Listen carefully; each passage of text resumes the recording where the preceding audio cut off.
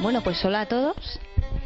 Hoy tenemos el privilegio de entrevistar a un hombre que está muy activo en esto de difundir sus investigaciones, sus estudios y todo el saber que ha ido recopilando durante muchos años de investigación y de un trabajo muy riguroso y muy serio, que es Félix Rodrigo Mora. Supongo que muchos lo conoceréis ya. Queremos tratar con él un tema muy fundamental hoy, en el que está tan al cabo de la calle el tema de la crisis, que la gente se está movilizando. En un mundo en el que todo esto se está agitando y todo se está tambaleando, creemos que volver a nuestro centro, es decir, a hablar de qué es el individuo, que es un pilar básico de la sociedad y de la democracia, es fundamental. Entonces, para eso tenemos hoy a Félix, para esto y para hablar también de algo muy importante que se está hablando a raíz de todo el movimiento del 15M, que se está rescatando otra vez de la historia, como puede ser el movimiento asambleario, que tradicionalmente pues ha sido conocido como el Concejo Abierto. Él ha dado ya varias charlas al respecto, pero bueno, queremos también, para la gente que no lo ha escuchado, hablar de este tema, pues recorrer el tema y enlazarlo con la cuestión del individuo y de la reconstrucción del sujeto. Bueno, él es, por supuesto, es escritor, ensayista, pensador, historiador autodidacta, es decir, él no tiene credenciales académicas y está orgulloso de eso, y a mí me parece estupendo. Él le ha llevado todo este periplo, ¿no?, de cuestionar, ¿no?, y de reflexionar sobre las versiones oficiales que nos dan, históricas, políticas y de toda índole, que le ha llevado una existencia dura y difícil y a veces peligrosa y casi siempre al borde de lo soportable. Entonces, pues quería empezar un poco también, pues porque nos cuentes un poco tu experiencia personal, de cómo comenzaste en esto y esta afirmación que lo has pasado en ese sentido, que ha sido duro, vamos, para ti. Sí, es cierto, mi vida ha sido muy complicada y la he vivido con la idea de que lo que hace a los seres humanos es la capacidad de compromiso y de esfuerzo. Las vidas cómodas y agradables no construyen al sujeto. Son aquellos momentos difíciles, aquellas situaciones límite, las que hacen de las personas sujetos de calidad. Eso es una convicción que he tenido desde siempre, desde mi infancia, y entonces he creído que debía de implicarme en la defensa de todas las causas justas que fuera conociendo, admitiendo el riesgo que esto lleva siempre aparejado. Por lo tanto, desconfío de las nociones de la vida que ponen el acento en lo placentero, en lo agradable, en lo cómodo. Sobre lo cómodo desconfío mucho. Y insisto siempre en lo incómodo, ¿no? Y por lo tanto, pues claro, esto me ha llevado de acá para allá, a veces en situaciones límites, y ahora ya cuando ya estoy en una etapa relativamente avanzada de mi vida, me alegro de haberlo hecho así y animo a la gente más joven a que desconfíe también de lo agradable, de lo fácil, de lo que es de la buena vida, ¿no? La buena vida crea sujetos sin calidad. Y bueno, decía antes en la introducción que es el individuo, este individuo, como hablas tú, de calidad, de un ser autoconstruido, hecho a sí mismo, es un pilar básico de la democracia. ¿Tú crees que estamos ante una crisis del individuo? O sea, que por supuesto que la gente que piensa que esto es una crisis económica simplemente y que se queda ahí, se engaña de todas. Claro, por supuesto. La cultura occidental, desde hace más de 2000 años, ha hecho mucho énfasis en el sujeto, en la persona. Sin embargo, en los últimos 200 años, con las revoluciones liberales, esto se olvida. Es decir, se considera, por ejemplo, que es más importante la economía que el sujeto, la política que el sujeto. Incluso se realizan interpretaciones de la historia en donde el sujeto real desaparece, ¿no? Esto es la interpretación hegeliana. La historia queda reducida a unas leyes, a unas realizaciones, y que luego recoge esta misma idea el marxismo, ¿no? El olvido del sujeto pues ha llevado a que se vaya construyendo un sujeto con dos características: que es hecho desde fuera y que no tiene calidad. Es decir, el individuo occidental hoy es una persona sin calidad, que no se autoconstruye, porque ni siquiera se considera importante. En el mejor de los casos se cree que es el sistema educativo, bien sea estatal, bien sea privado, el que hace al sujeto, pero esto no es así.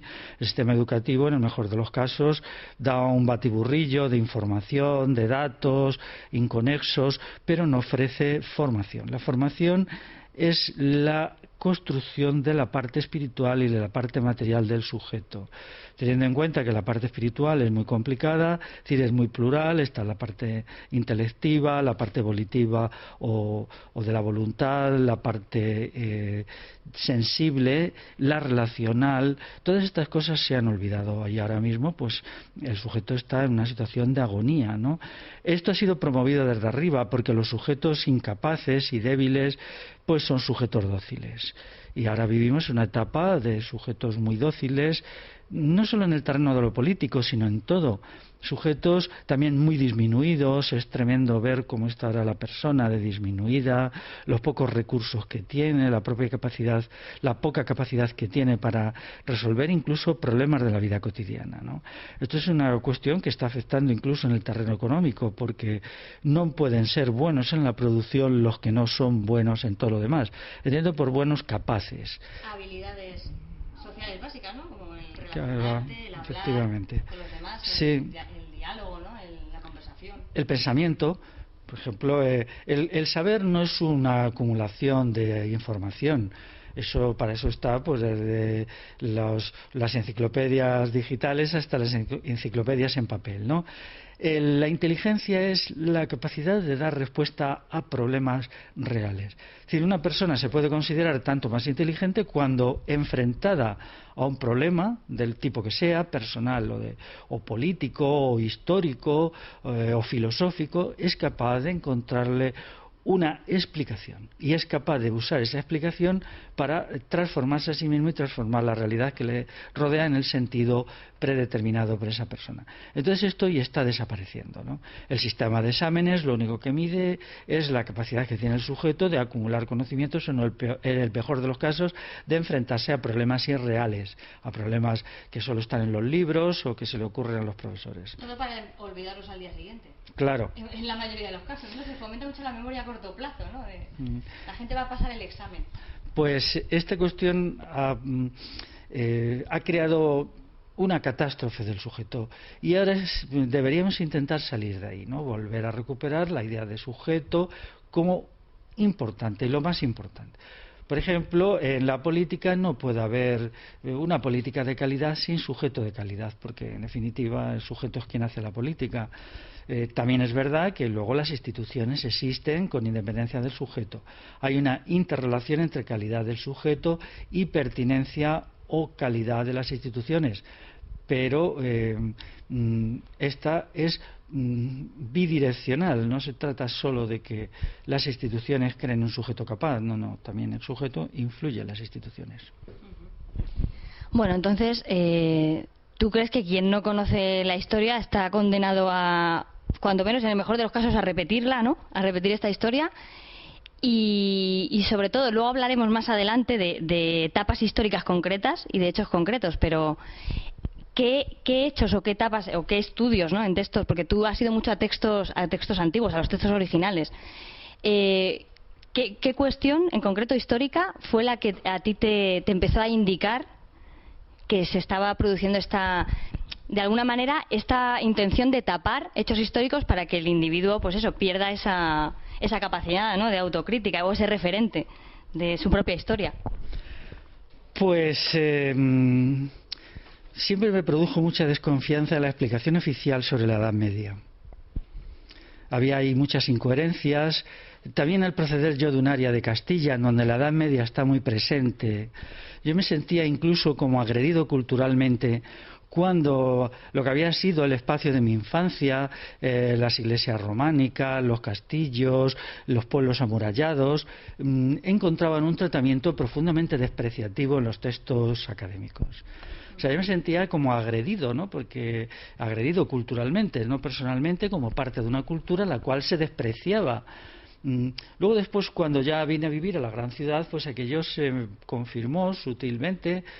Otros venían a la gran ciudad desde los pueblos con unas anteojeras muy fuertes, creían que estaban llegando al paraíso, creían que estaban accediendo a una forma de vida superior y maravillosa. En mi caso no era así. Yo concluía, bien, ¿cómo es posible que mi experiencia vital de que esto es bueno y es valioso y tiene belleza sea tan contraria a lo que presentan los libros de historia, diciendo que esto es un horror, que esto fue una época de ultraopresión, bla, bla, bla? Generalmente la historia se falsifica más por ocultación y por mala interpretación, es decir, se cogen unos documentos o unas cuestiones que son obvias, unos datos incluso arqueológicos, y se ignoran. Y luego se coge un trocito de aquí, otro trocito de allá, y se crea una concepción de la historia que difícilmente puede mantenerse cuando tienes en cuenta el conjunto. Y ahí ya empezó a haber un antagonismo entre mi interpretación de la historia y la historia oficial, ¿no? Ahora la historia oficial pues ya está a la defensiva, ya no tiene como hace 20 o 30 años ese poder de penetración en las mentes. A menudo ves historiadores que, sin cambiar de posición, pero ya no son tan agresivos. Antes eran súper agresivos, se creían que lo sabían todo, cuando en realidad pues no sabían gran cosa. También quiero decir que ha habido siempre, por suerte, una pequeña minoría de historiadores que decían la verdad. Es decir, lo que pasa es que pasaban desapercibidos en el gran follón de autores y que eran también historiadores académicos, sino la verdad total, al menos una parte de la verdad, ¿no? Y eso me fue muy útil cuando yo me puse a leer, porque tuve la suerte de entrar con estos historiadores.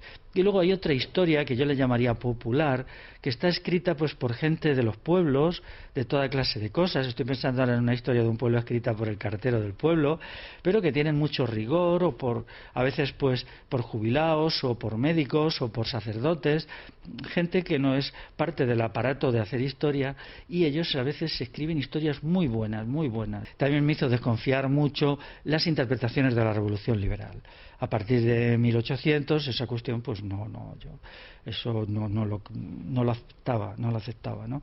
Aunque por un tiempo pues tampoco tenía argumentos para rebatirlo, ni me convencían ni era capaz de argumentar en contra de ellos.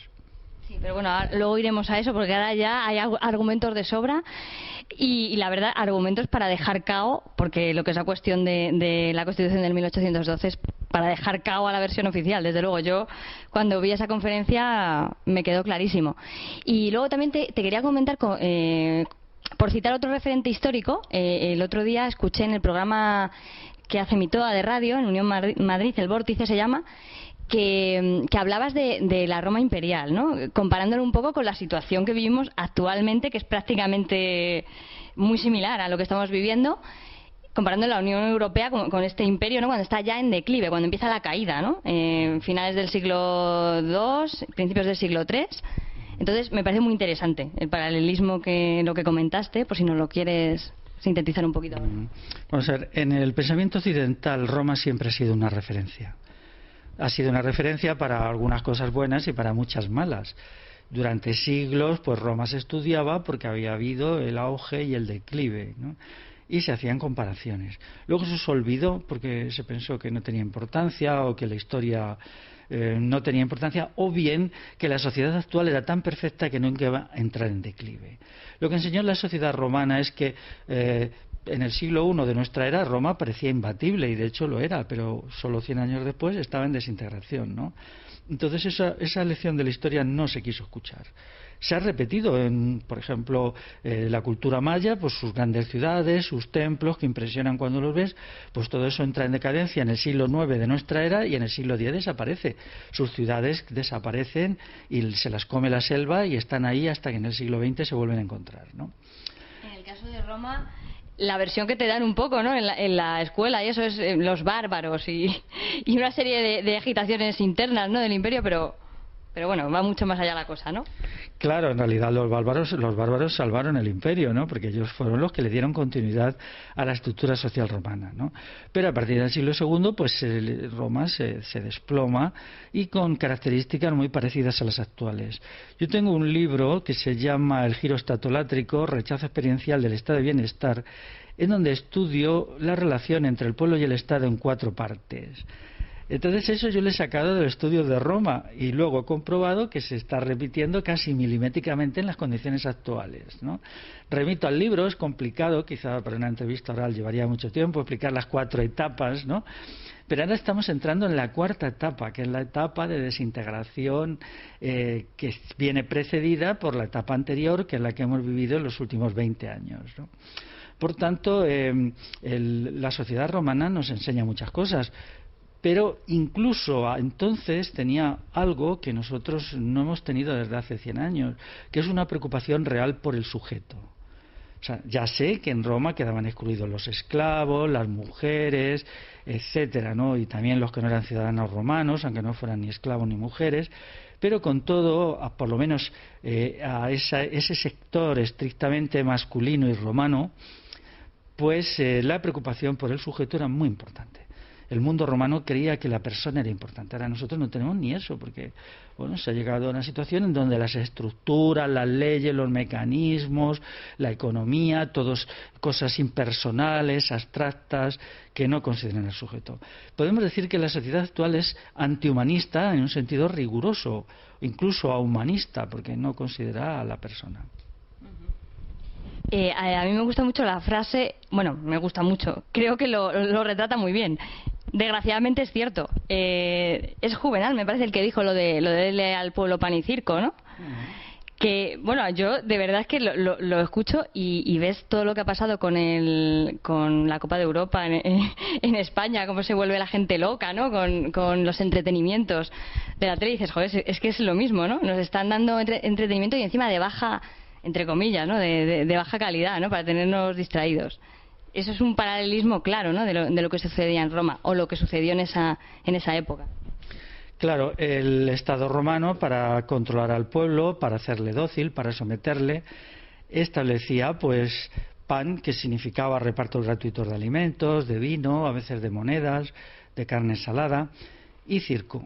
Y bueno, pues allí la gente tenía que ir al circo obligatoriamente, ¿no? Como es verdad, si la policía que vigilaba te encontraba dormido en el circo o no aplaudía suficientemente fuerte, podían meterte en un lío, tenías que divertirte a la fuerza, ¿no? Esto se ha repetido en la sociedad contemporánea, ¿no? Sobre todo con el estado de bienestar se ha creído que creando un sistema asistencial que proporcionara algunas de las necesidades a la gente y luego proporcionando muchas diversiones, con eso se crearía una sociedad estable para siempre por la docilidad del sujeto, ¿no? Pero claro, esto tiene un inconveniente. Lo que se da daña a quien lo recibe. El pueblo no tiene que recibir nada, tiene que autoconstruir su propia vida. Es decir, no puede haber una sanidad dada ni una educación dada, porque no puede ser buena si es dada. Tiene que ser la gente que la autoconstruya por medio de la autogestión. Es decir, lo dado, todo regalo es envenenado. Puede haber a veces intercambios personales de regalos, que no, es un intercambio. Pero a un individuo no se le puede decir, nosotros te ordenamos tu vida y entonces tú goza, disfrutas, ser feliz, porque, bueno, pero vamos a ver, que la vida me la tengo que organizar yo, no la tenemos que organizar nosotros. Ese ha sido el gran fallo de la izquierda, por la cual yo estoy enfrentado con la izquierda. La izquierda tiene que renunciar a la idea de que el Estado resuelve los problemas básicos de la gente. Mi criterio es, la gente resuelve sus problemas básicos por la autogestión. Y esa es la vida que existía antes en el mundo rural, donde no había ni estado de bienestar ni falta que hacía, ¿no? Y la gente se autoorganizaba y vivía con mucha más calidad humana que ahora, porque la resolución de los problemas lo que hace a las personas capaces. O sea, lo que se ha creado con tanto don y tanta dádiva son sujetos de una incapacidad intelectual, emocional, convivencial, sobre todo convivencial, pavorosa. Y ahora a ver qué hacemos con esta masa de personas enorme en las sociedades occidentales que no sabe hacer nada. Bueno, de hecho tú has acuñado un término, creo que lo has acuñado tú, que es el de sujetos nada. Sí. Que es hace referencia un poco al infantilismo, ¿no? También de la sociedad, ¿no? De los individuos que formamos esa sociedad. Claro, sí. Los estudios sobre la personalidad infantil contemporánea ya se llevan haciendo desde hace 40 años. Ya hace 40 años que algunos eruditos, sociólogos, se daban cuenta que la personalidad occidental no maduraba. Se mantenía permanentemente como en un estado de adolescencia, Por ejemplo, Ray Bradbury, que ha muerto hace poco, el hombre este en su obra Fahrenheit 471, él es de los primeros que lo saca. Hay que tener en cuenta que este texto es de 1953, o sea, de esto hace ya la tira, ¿no? Si no me equivoco, cumplirá 60 años ahora, ¿no? Esta obra se ha presentado como algo de ciencia ficción. Bueno, el Bradbury pues tenía mucha ciencia ficción, pero fue en realidad una obra de anticipación genial, porque él supo encontrar en Estados Unidos todos los elementos que luego se desarrollarían en Europa: la infantilización del individuo, la incultura, la incapacidad para relacionarse, que eso es muy importante, la soledad, el antihumanismo. Por ejemplo, en su obra hay una frase que a mí me llevó como mucho, dice: antes el arte trataba de las personas, o la pintura representaba personas, dice, ahora no sabemos lo que representa. Es una crítica al arte abstracto, por cierto, que en sus tiempos fue subvencionado por la CIA, ¿no? Ya hay por ahí estudios que lo demuestran. Entonces... No me extraña, es que me hace mucha gracia cuando dices lo de que vivimos en un momento de horripilancia. Sí, sí. Bueno, que se refleja en todo, ¿no? En el arte, en la estética, ¿no? de la sociedad, que se ha perdido esa capacidad de... Bueno, textualmente te he escuchado a ti decir que nos han arrebatado la belleza, ¿no? El gusto por la belleza, del paisaje, de que antes la gente se deleitaba viendo, pues eso, un paisaje, una puesta de sol. O hablabas en la charla que escuché yo en Oeste Celeste de, no recuerdo en qué lugar del mundo rural, que se deleitaban viendo cómo florecía el lino. Y se tiraba la gente ahí horas absorta en silencio viendo eso, y que llegaba gente de la ciudad y decía, esta gente está completamente alelada, ¿no? Claro, las ciudades, al ser lugares que no tienen mucha consideración por la belleza, pues entonces se crea toda esta estética feísta y todo un concepto incluso del sujeto, que a mí me gustaría mucho hacer un estudio de cómo ha variado la forma en cómo el sujeto se presenta en público. Vamos a ver, el sujeto que se presentaba en público hace 100 años de una manera distinta que ahora. Es decir, procuraba siempre tener de cara a sus semejantes una expresión de la elegancia, la belleza, incluso la sublimidad. No solamente en la forma de vestir, sino en la forma de hablar, en la forma de moverse. Yo recuerdo que una vez conocí a un señor muy mayor que era todo un espectáculo, pero no un espectáculo histriónico, sino un espectáculo de verdad, fino, elegante, verle cómo se vestía, la elegancia con que hablaba, incluso la elegancia con que se movía. Era fascinante verle, y era un hombre que había sido agricultor en La Mancha durante tiempo y luego había emigrado aquí y había trabajado de jardinero, y bueno, es decir, una persona anónima del pueblo, ¿no? Esto ya no lo tenemos, ¿no? Él había hecho de toda su vida una obra de arte, o sea, incluso en la forma de hablar, él procuraba hablar de un modo elegante, en la forma de andar. O sea, esto ya lo hemos perdido, nos hemos convertido como en sujetos muy degradados, en sujetos que no consideramos que también nosotros somos parte del mundo de la belleza, ¿no? Que la belleza no es algo que se ve en una película o en una obra de teatro, sino que el sujeto puede ser una personalidad de belleza. O cómo está ahora la ropa que llevamos. Si nosotros observamos ropas de hace 200 años, que todavía en pueblos, en el día de la fiesta, la sacan, te la enseñan, sobre todo las mujeres, hay una voluntad de belleza que impregna toda la ropa que se ponen, ¿no? Ya claro, 200 años, los tintes ya han decaído, sin embargo ahora no sucede así. Entonces estos son pérdidas sustantivas porque el sujeto se va degradando. Yo muchas veces insisto, ¿cómo se ha degradado nuestra capacidad de usar el lenguaje? Entonces espero que cundiera la idea de que tenemos que hacer las cosas bien y tenemos que hacernos a nosotros mismos bien, y que no podemos vivir y ser de cualquier manera. Esto sé que habría que desarrollarlo más, pero bueno, por lo menos lo decimos que es algo. Bueno, ahora vamos a seguir por esa línea, pero hay una pregunta que no quiero que se me pase. Volviendo un poco a la historia de Roma, ha sido objeto de tu estudio la figura de Espartaco y de la rebelión, ¿no? Revolución que impulsó. Para tomarlo como ejemplo, ¿no? De lo que puede pasar aquí, ¿no? Aquí y ahora, en la actualidad, me gustaría preguntarte ¿por qué crees que fracasó? ¿Cuál fue la razón principal, ¿no? El germen del fracaso. Bueno, yo de la cuestión de Espartaco la he estudiado muchos años. No es ni 2 ni 3, puedo llevar estudiándola 30 años. El asunto de Espartaco, en definitiva, lo que viene a decir es que un proceso revolucionario solo puede ser exitoso cuando la calidad del sujeto supera un nivel mínimo. Es decir, lo que demuestran los esclavos rebeldes es que ellos tenían suficiente valía personal y también como colectivo de esclavos, para rebelarse, pero no para vencer. Entonces es ahí el problema, cómo se manifiesta. Y es muy curioso que Espartaco y una minoría lo entienden. Es decir, ellos comprenden, es muy trágico, ¿no? No sé si sabéis que hay al menos una ocasión, y quizá dos, en que la propia gente de Espartaco se le enfrenta. Y se le enfrenta y le amenaza y tal. Porque, claro, él entendía muy bien que así no podían ganar, ¿no? Que tenían delante a las legiones y tal. Y es para mí dramático cómo Espartaco acepta la última batalla sabiendo que no la pueden ganar, pero él no busca una huida personal, él entiende que esa batalla era el fin y que era la muerte y que había que aceptarla, ¿no? Porque no podían ganar, pero tampoco era digno ni era honorable escapar personalmente.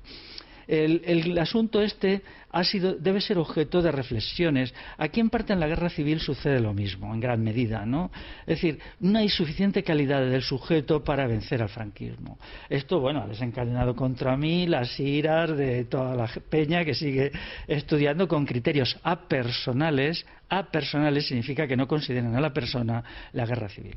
Pero cuando se estudia, no cabe duda. Sobre la guerra civil tenemos una desgracia. Se han escrito miles de libros y hay tantos miles que no nos permiten ver la realidad. Yo entiendo que había que reiniciar el análisis, olvidarse de los libros que se han escrito, dicen que es el acontecimiento de la historia universal que más libros ha dado origen, ¿no? Entonces sería conveniente volver a empezar. Es decir, hacemos tabla rasa y empezamos, y eso se pone de manifiesto también en los acontecimientos actuales. Ahora mismo atravesamos una crisis muy gorda, nos acercamos a los 6 millones de parados. Y no hay una respuesta ni en la calle, ni intelectual, ni nada equivalente al momento tan crítico que estamos, mucho más cuando ya todas y todos sabemos que la cosa no es coyuntural, que no es un mal momento que se va a revertir, sino que sabemos perfectamente que nuestra sociedad se está desmoronando en una crisis muy, muy aguda, ¿no?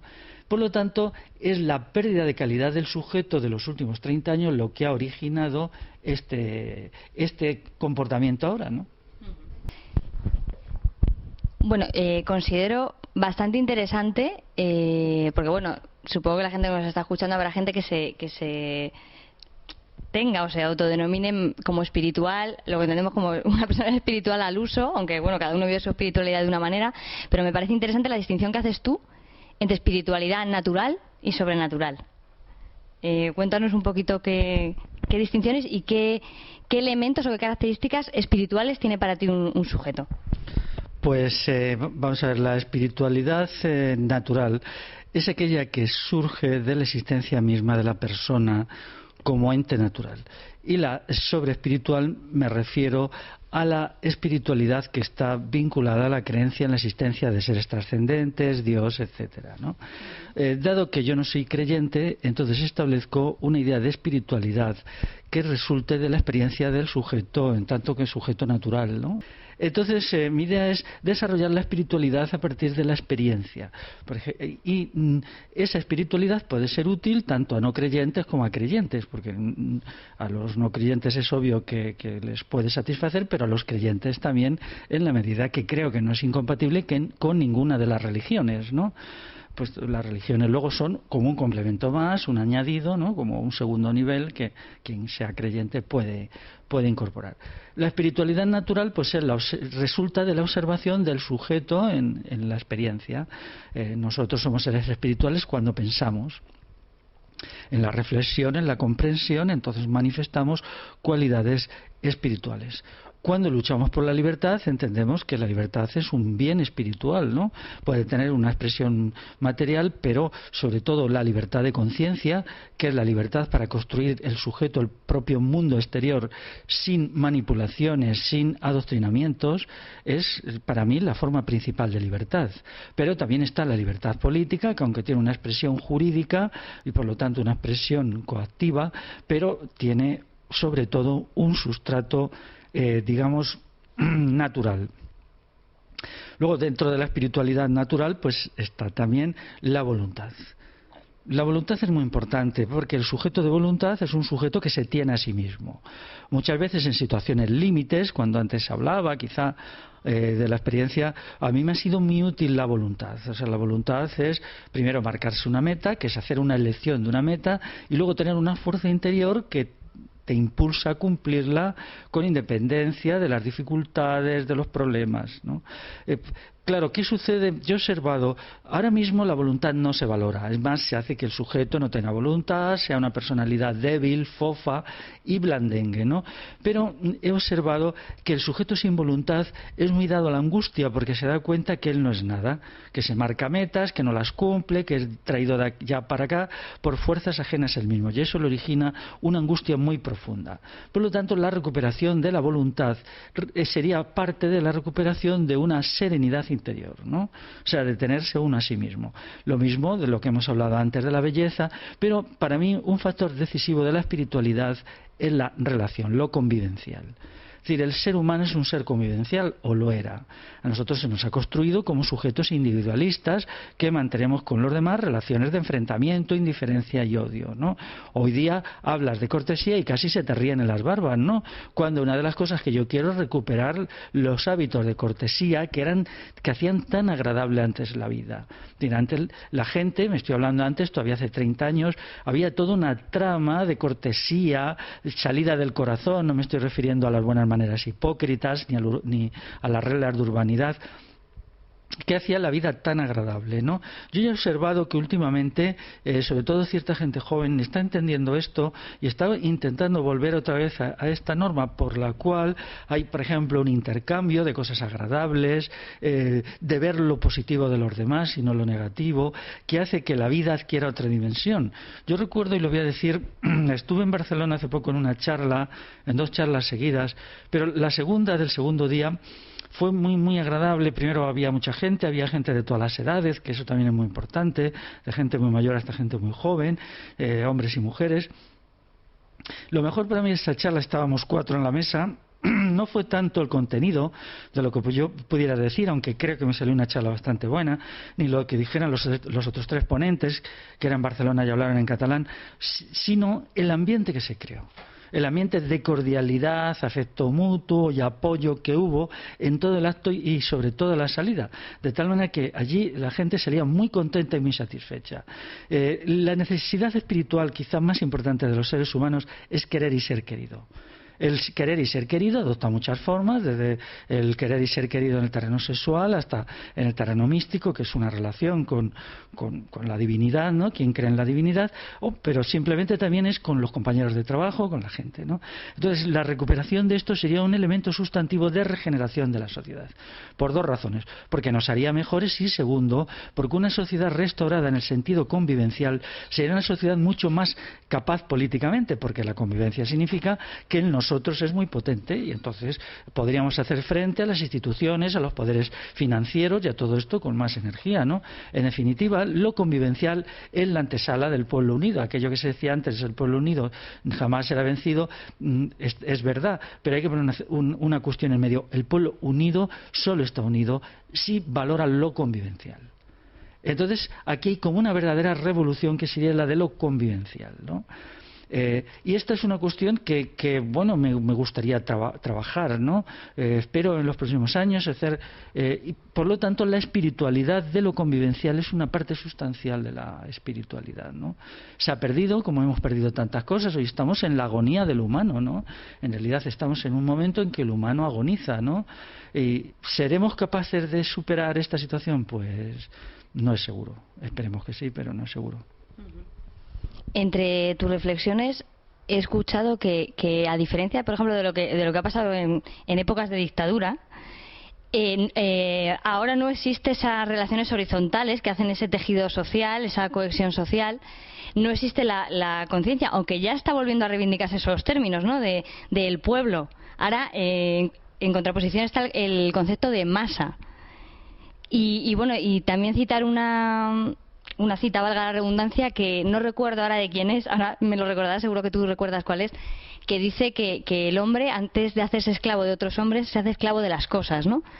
Quizá el hecho de que la gente no sea capaz de tener esas relaciones horizontales, de aprender del otro, tiene relación, ¿no?, con la relación que tenemos con las cosas, ¿no? Que ahora parece que las cosas te poseen a ti, en vez de tú hacer uso o disfrutar de las cosas. Claro, la frase es de Epicteto, el filósofo romano del siglo I. Bueno, pues vamos a ver, un elemento de deshumanización de la sociedad actual sucede con el consumo, cuando los objetos superan a las cosas. Los objetos superan a las personas. Es decir, nuestra idea es que las personas son menos importantes que los sujetos. Esto es catastrófico, ¿no? Porque ya no se busca la relación con los demás como principal fuente de satisfacción, sino que lo que se busca es la relación con las cosas, ¿no? El consumidor puro es un consumidor solitario, que busca en las cosas lo que no es capaz de tener con los demás, ¿no? Por tanto, podemos decir que si se volviera una buena relación, una relación sana con los demás, podríamos prescindir de la sociedad de consumo, porque es verdad que muchos objetos de consumo son elementos sustitutivos de las carencias en lo emocional, incluso intelectual, de la relación con los demás. Por ejemplo, la vida humana siempre tiene momentos críticos. Cada cierto tiempo se te plantea una situación crítica, a veces muy grave, que tienes que tomar una salida, ¿no?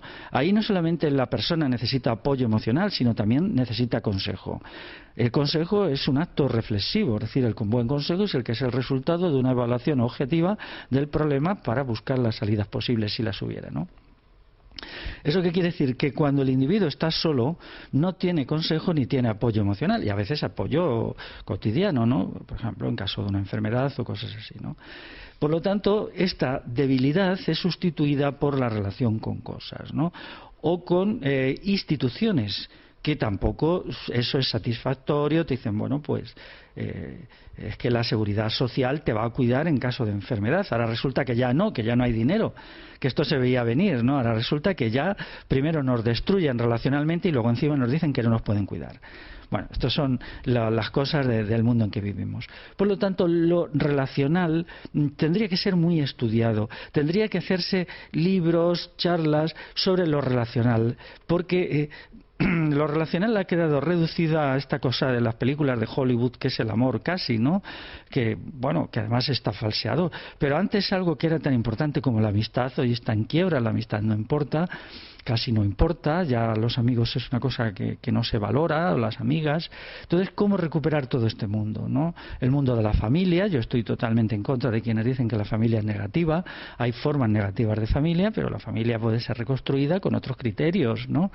Entonces, tenemos que volver a hacer de la sociedad una estructura organizada, porque la sociedad no es una abstracción, la sociedad es un conjunto de muchas microsociedades en las cuales vivimos, nos relacionamos. Entonces, cuanto más ricas sean las relaciones sociales de una persona, más rica es su vida interior.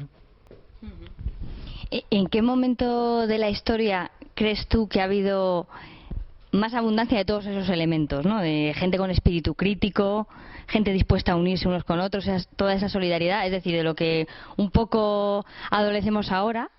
¿En qué momento dirías tú que, bueno, de la historia, si puede ser de aquí, ¿no?, de nuestra historia, de la península? Pues vamos a ver, si se miran las sociedades del presente, la cosa es bastante triste, pero tampoco las sociedades del pasado, todas ellas han sido perfectas. Por ejemplo, en el pasado, una sociedad con espíritu crítico, pues el espíritu crítico ha sido siempre escaso en la historia. Es decir, no es algo que haya existido demasiado. Entonces yo espero que más bien haya sociedades del futuro donde tengan una capacidad reflexiva importante, que creo que sería la forma más exacta de referirse. Sin embargo, en lo convivencial sí ha habido sociedades muy perfectas, pero solo en lo convivencial.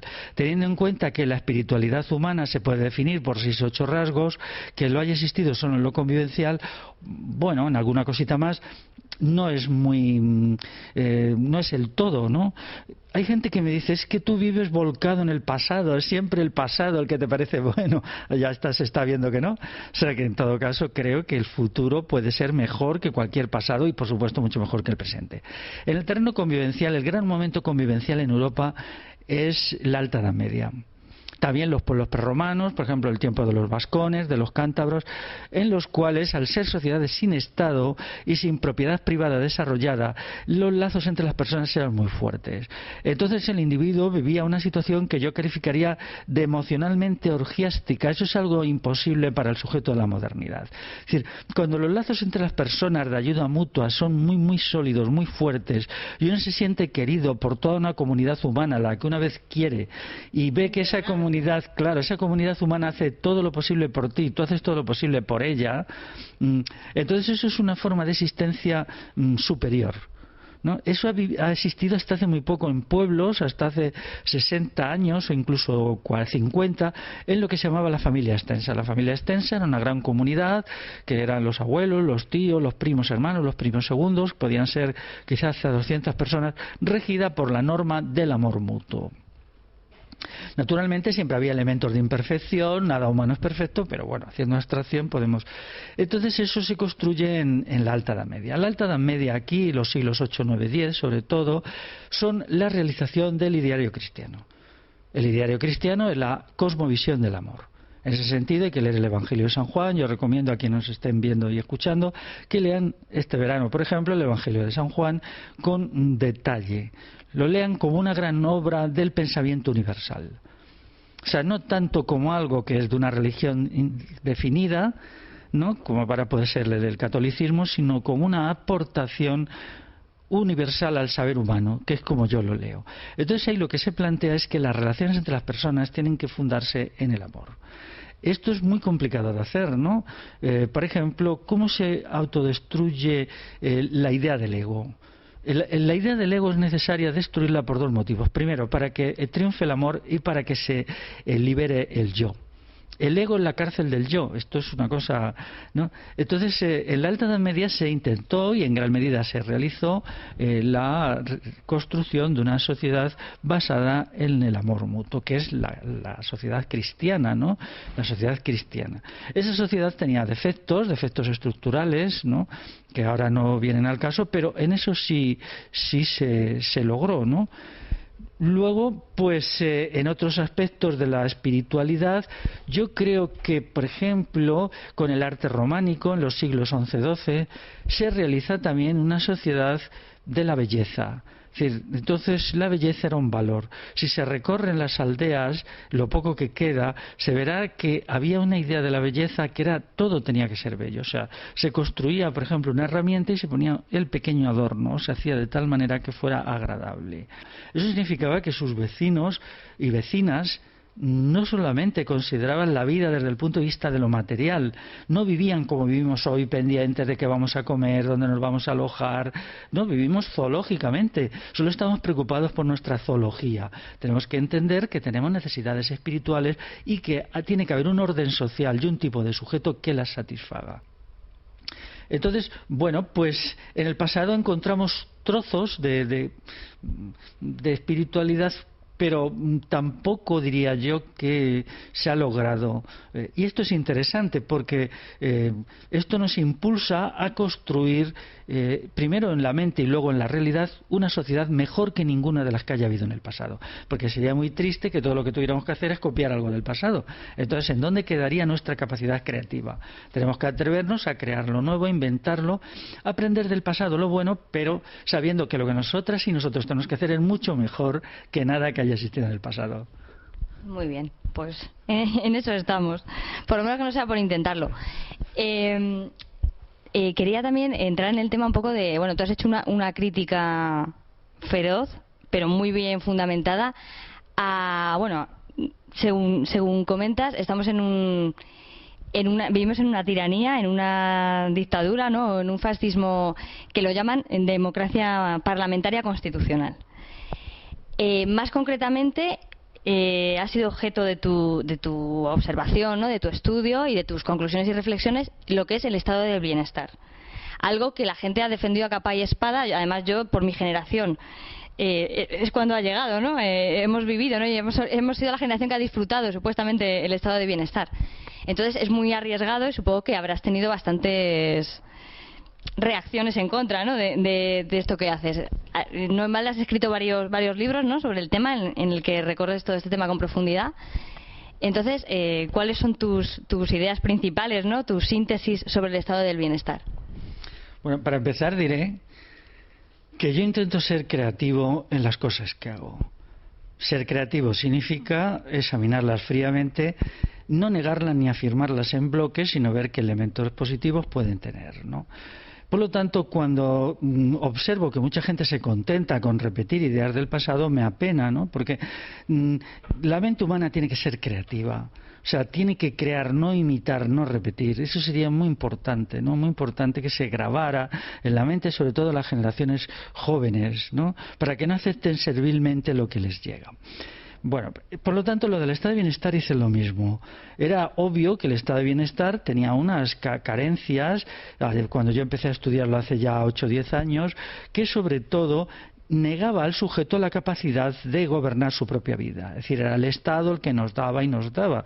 Como yo siempre he estado en contra de esto, cuando el estado de bienestar te da y te da, pero no te da la posibilidad de intervenir en la gestión de lo que te da, solo te convierte en objeto y en consumidor y no en sujeto integral. Entonces esto no. Es decir, por ejemplo, el sistema educativo. El sistema educativo es la gente, los padres, las madres, los vecinos, los que tienen que educar a sus hijos, no el Ministerio de Educación. El Ministerio de Educación no tiene legitimidad, no tiene por qué decidir contenido ni tiene por qué decidir nada. El Estado, el Ministerio de Educación tiene que desaparecer. Tiene que desaparecer. En realidad, hace 80 años todavía en las escuelas de los pueblos, en muchas de ellas eran los vecinos y vecinas las que desde hacían el edificio hasta que contrataban a alguien que les gustaba para que enseñara a leer y a escribir. Yo he conocido señores que se han educado de esa manera y que murieron con 80 y tantos años con un libro en la mano, cosa que la escuela actual no hace. Algún día tendré que escribir la historia de este hombre que murió hace 3 años y yo le fui a visitar unos meses antes y me decía, es que yo ahora estoy leyendo los episodios nacionales de Benito Pérez Galdós. Madre mía, un señor ya no, que él había sido de oficio cabrero. A ver cuándo se enseña hoy a la gente joven ese afán por el conocimiento. Bueno, por lo tanto, el estado de bienestar no tiene razón de ser porque, en primer lugar, no es gratis. Lo pagamos los asalariados. Cada asalariado pagamos unos 8.500 euros anuales, según mi cálculo. Hay diferencias, unos más y otros menos, ¿no? Y eso no revierte. ¿Qué sucedería si de una forma autogestionada pudiéramos manejarnos con esos 8.500 euros anuales? Todo cambiaría. ¿Por qué tenemos que entregarlos a una burocracia, a un funcionariado chupóptero y corrompido que se queda con una parte de eso y que nos da unos servicios sobre los que nosotros no tenemos control? Entonces, eso es una cuestión que no cabe en cabeza humana. Por lo tanto, la izquierda, cuando defiende esto, pues es para mí inaceptable. Mucho más ahora cuando ya, claro, el Estado se ha arruinado. Démonos cuenta que el estado de bienestar lo crea el franquismo, sobre todo para apropiarse de la caja de reserva. Hasta hace muy poco, creo que todavía el año pasado era así, los ingresos del estado de bienestar eran mayores que los gastos. Por lo tanto, había una caja de reserva que era como un fondo de dinero enorme que el Estado utilizaba en su beneficio, desde para el rearme, la militarización, hasta para crear el Estado policial con más policía, para lo que fuera, ¿no? Todo esto se ha ocultado, pero ahora hay que decirlo, ¿no? Pero ahora ya incluso no somos capaces de cuidar a nosotros mismos, porque se nos dijo, no os preocupéis, el Estado os cuida. No, la salud es una función de la persona es la que responde por su salud. La educación es una función del sujeto. Yo en ese sentido creo que debemos de reforzar el componente individual de todos nosotros. Considerando que yo soy muy colectivista, pero no hay colectivismo sin individualismo, en el sentido este individualismo positivo, ¿no? Tenemos un individualismo positivo que es, tenemos que ser individualmente responsables, individualmente capaces, individualmente aptos para construir nuestras vidas, tomar decisiones. El colectivismo no es gregarismo, no somos borregos que nos meten ahí en una cuadra y que estamos solo juntos por inercia. No puede haber colectivismo sin personas de calidad. De la misma manera que solo una sociedad colectivista hace personas de calidad. Por lo tanto, esta combinación de sujeto egoísta y estado de bienestar es atroz. Sí, claro, porque explota por los dos lados, te explota como sujeto y te explota luego como usuario de un tinglado que encima ya no se puede mantener. Ahora, ¿qué sucede? Por ejemplo, con la ley de dependencia se le dijo a la gente: destruir todas vuestras relaciones, no os preocupéis, que la ley de dependencia de Zapatero os va a dar dinero. Ahora resulta que no hay dinero para la ley de dependencia. La gente que se ha descuidado en la atención a sí misma, pues entonces estará en una situación extrema, cuando ya se había demostrado que la gestión de la sanidad popular por las instituciones estatales es catastrófica, porque al hacer que el sujeto delegue le estaba convirtiendo en una piltrafa. Por ejemplo, detrás de eso está la ola de obesidad, que es un problema gravísimo ahora. La ola de obesidad, la ola de toda clase de enfermedades, que solamente si el sujeto hiciera un poquito cuidado de sí mismo y tuviera un poquito de más calidad, fuerza de voluntad y tal, pues esas enfermedades quedarían muy reducidas a pequeños sectores de personas, las que las tuvieran por causas genéticas, y no ahora que hay un montón de gente que las tiene por descuido de sí mismo, ¿no? Por lo tanto, ahora se ha creado todo un montaje explosivo del que realmente en concreto no sabemos por dónde salir, la verdad sea dicha, ¿no?